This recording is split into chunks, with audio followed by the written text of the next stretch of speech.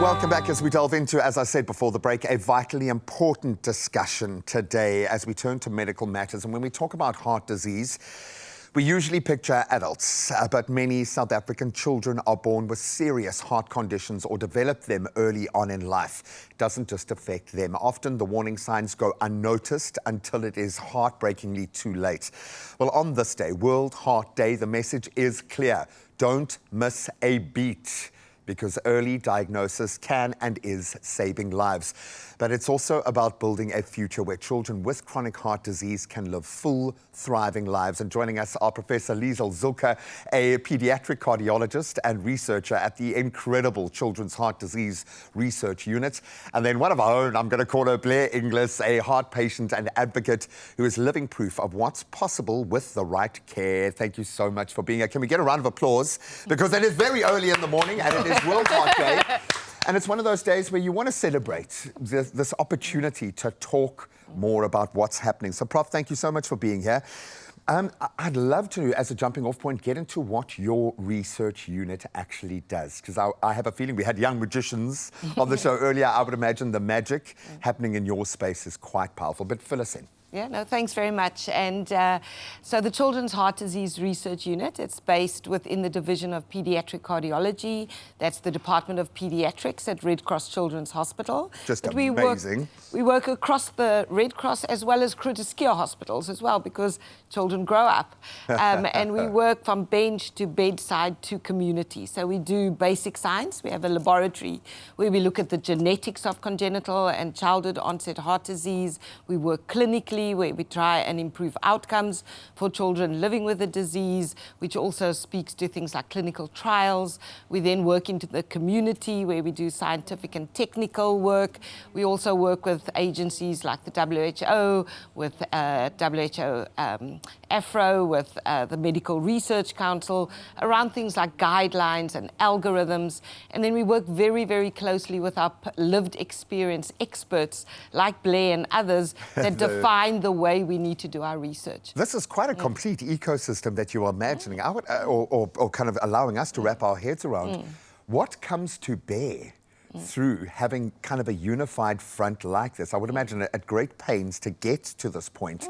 But why? Why is what you do and having this overarching connection so powerful?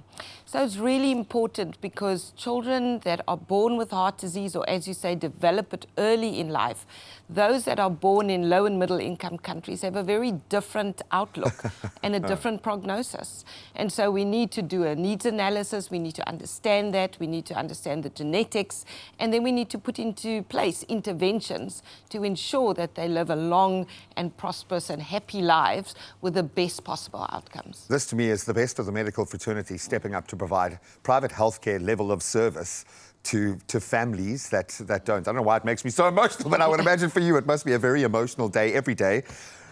Just like you, Blair. I mean, I would love to get a bit into your story, because you are one of the most energetic, powerful people when you enter into a space. That's kind of how you command, that few people would understand that you have had a journey to get to this point. So talk us through your specific story. I know 4 operations at one point. Just take us inside that journey. Thank you, Graham. Yes, so I was born with congenital heart disease. And the heart normally has 4 heart chambers, 2 atriums, 2 ventricles. I was born with 3 chambers, 2 atriums and only 1 ventricle. And when I was born, my parents were told I was going to die because they didn't know what was wrong at first or how to fix it. So I had my first surgery at 2.5 weeks old as a little infant. It was Professor Dr. Susan Vosloo, who was mentored by Dr. Chris Barnard. Oh, wow. And she has been my surgeon for all 4 of my surgeries. My second surgery, I was 2.5 years old. My third, I was 5, turning 6. And then I was fine for 12 years. And in the middle of matric, I had my 4th heart surgery. Oh, come on. I needed a pacemaker to just keep my heart beating when it was a bit irregular. So I've had that pacemaker since matric now. Yeah. How have you integrated, because you can talk about this quite comfortably, and you're talking about parts of your lives now where your parents would have been carrying that part of the journey for you. Has this defined you? Do you feel like this journey has defined the person that you are, or is it just a part of? I think it's a little bit of both, to be honest, Graham. It made me understand and recognize things about life in the world that a normal child or a normal, completely healthy child doesn't. I had to, at 5 for my 3rd heart surgery, my parents explained to me in a very sort of appropriate way, for the age appropriate, you know, that this is what is wrong with your heart and you need to have the surgery. Otherwise, if you do not have the surgery, you will die. So as a 5-year-old, you have to grapple with, okay, there's my mortality, you know. So I think from a very young age, it made me exceptionally grateful for the life that I have to live. But it also made me just sort of default to, I need to be responsible with my life and not take a second for granted. Yes, yes. Oh, and that's a lot to put on a 5-year-old. I'm thinking it is such a team effort once you go through that gateway. But I'd like you, Prof, if you can, think about those early warning signs. I think this starts with the parent's journey. And I think often that's where incredible organizations like the Red Cross, for instance, really do help that entire ecosystem. But we are having a very practical discussion about heart disease this morning, being World Heart Day. In our next session, we're going to start getting into some of those early warning signs and hand it over to you guys. But Blair, thank you so much for being here this morning. She's not going anywhere, likewise the Prof. We are talking about heart disease, especially when it lands in young children, and how this amazing community is addressing that. It's my feel-good breakfast show. Welcome back to maybe the most important conversation we have all year. In part 2 of our World Heart Day conversation, we are shifting from the risks to the possibilities. With better awareness, early screening and lifelong care, more children born with heart conditions are going into healthy, creative, fulfilled adults that are providing a service to those around them. But they need support not just from doctors, from families, from schools, the public. We need to come together. And we're going to continue now with Professor Liesl Zulke and Blair Inglis to take a step further down this path of resilience, representation and responsibility that surrounds children's heart health. So it starts with the screening. It starts with that phase. So what are we looking for? If I'm a parent at home with a young child and I have that feeling, that parent's intuition, which I think I've heard spoken about so much when it comes to heart care, children's care, what are we looking for? Firstly, I would say to parents that if they have that intuition, go and seek medical advice. Absolutely, and we listen to parents. But it actually starts even before you have the baby. It starts at that antenatal visit. We're able to make the diagnosis very early on. So about at the 20-week visit already, your heart is the size of an almond. We can do it then already, the minute the baby is born, so within the 24 hours, and at the 6-week interval. So there's 3 opportunities already. But the kinds of things to look out for are things like a baby who's not growing well, who's excessively tired or sweaty or breathing fast, especially with feeding, which we shouldn't see. Babies that have abnormal color, so blueness around the lips or the teeth. And then, of course, a heart murmur. And that could be something also in those acquiring heart disease later on in life. So there's a few pointers to look out for. Everything you've said terrifies me. As a parent, and I've gone through this twice with 2 young kids, oh man, if you are thinking about going to the hospital, my blood pressure is rising.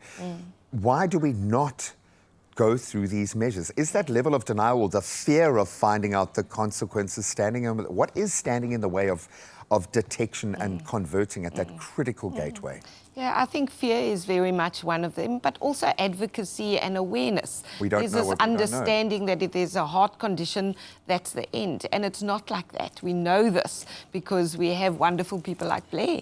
And so this is a wonderful opportunity, thank you very much for that, so that people who are watching this will say they don't need to be afraid. This is actually their chance to actually change that trajectory. You've got the best minds in the business, literally. The whole world looks to South Africa for the work we're doing in this place, but it's because of everyone past people who have walked this path standing up and putting their hand up. What advice do you have, first of all, for families, not just for kids, but I think for the families, because you've seen this effect on your family. What advice do you have for those that are embracing this journey? Yes, I think from my experience, the best thing that my parents and my family did was I lived as normal a life as possible. Like that, yeah. I had a normal childhood. I ran around outside playing, climbing trees, and just was aware that, you know, I had to be careful, or when I was getting tired, I needed to rest. But it was not something like that hindered my experience of life. And as parents and family members, and even my friends or teachers were aware that Blair can feel and understand and know her own limits, so just let her do her thing. And I had a wonderful childhood, but I knew that my body was just a bit different, and I embraced that. That was okay. That was just part of who I was. When you were setting your identity, because this is a lifelong thing, and I think that's the penny drop moment for me now, is that you're going to, every time you redefine yourself through your own personal journey, you've got to incorporate this. When you moved through into the teenage space and you had to really take on board that this is who you are, from a personal perspective, how did you wrap your head around this? What advice would you have for a young person going through what you've been through? Yes, for a young person, it's that's a very insightful question. Greg. And you might, maybe when you're 87 years old and you've figured out the answer, and we can host a TED Talks, and Prof, you can weigh in. But what has helped you along your journey? I think for me, it was maybe easier than someone who possibly develops it a bit later in life, because I was born with it, so it was just part of who I was. To me, it would be weird that someone didn't have a scar from a heart surgery or something. But I always knew that it was something that I wanted to let other people know was something that happened or existed in the world, because so many people think, oh, heart disease, and you think of middle age or older and an unhealthy lifestyle. But it's not your fault. No, as I said earlier, it's just being responsible. So I knew as a teenager I could still have fun, but not take certain risks that other teenagers have. Oh, please God, can we tell this to every teenager that exists in the world? I love the line that you've drawn for us, and this speaks then to the ecosystem around. And I'm sure your soft skills development in your space has to be as brilliant as the science and everything else. You've got to manage the families. What advice do you have for those families that are walking this path? I think one of the things we always say to our families is we'll walk this path with you. And you've proven that. And we'll be there all the way through. So ask for advice, be open to your fears, come to us with them, but realize this is a lifelong journey, and that there'll be different phases, there'll be different challenges, but there are different opportunities as well, and that we want to focus on those. We want to focus on living the fullest life in the family as possible, and also seeing it through so that you can actually bring other people along with you. Oh, we all rise together, and it feels like that is the era that we're in now. Bless both of you. I don't know why this is making me emotional. I'm not even directly affected, but I would imagine there must be gut check moments every day for you. Thank you so much for being here. I think we've done some quite serious process work here. I have a feeling this is going to stay with us for the rest of the day while you are thinking about this. Just stay in that lane for a moment and think about what parents, what children would be feeling going through something like that. It takes a village, and clearly we have a village marshalling forces, but this is World Heart Day, so do what you can to preach this message, please.